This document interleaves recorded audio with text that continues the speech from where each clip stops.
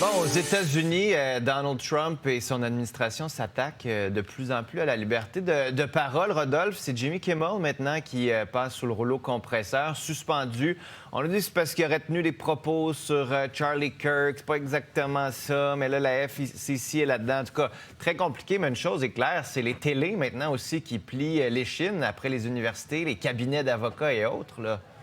Oui, et c'est de la censure ou de l'autocensure en termes de c'est eux-mêmes qui ont censuré cette émission. Mais moi, je ne pense pas que M. Kimmel avait dépassé la ligne. Tout est une question de jugement. Mais dans ce cas-ci, je pense plus qu'il paye pour l'ensemble de l'œuvre. Puis écoutez, c'est une ligne très, très dangereuse. Ça veut dire, après, on fait quoi? On arrête ceux qui font des caricatures, etc.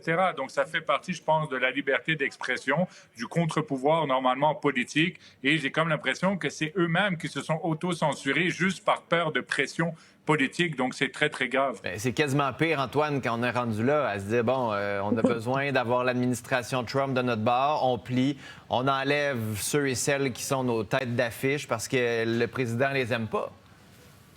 Écoute, c'est hallucinant. Moi, chaque jour, je me dis quand est-ce qu'on va se réveiller de ce cauchemar-là. Les États-Unis, écoutez, là, vous vous souvenez du débat entre les États-Unis et les Européens? Les Européens qui disaient, bon, il y a certaines choses qu'on devrait interdire en matière de liberté d'expression. Mettons, faut pas nier la Shoah. Hein? Tu sais, il y a eu des lois là-dessus. Les États-Unis, non. Même Noam Chomsky, grand penseur de gauche, disait, écoutez, là, non, aux États-Unis, c'est bien, on peut tout dire, on peut tout faire.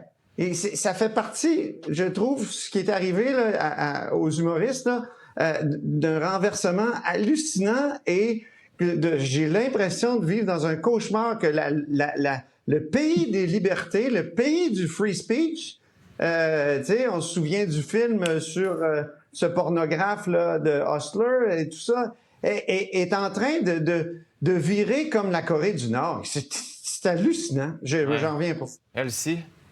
Ben oui, c'est excessivement inquiétant parce que tous les contre-pouvoirs aussi ont été pris d'assaut par la présidence avec des nominations. On arrive à une coche de plus quand on touche à l'information et les médias, là, c'est certain. Ouais. Non. Puis après ça, c'est est-ce que nous, si on dit des choses sur les États-Unis, on pourra même plus y aller? Ça aussi, c'est l'autre inquiétude. Merci à vous trois. À demain. Merci. Au revoir.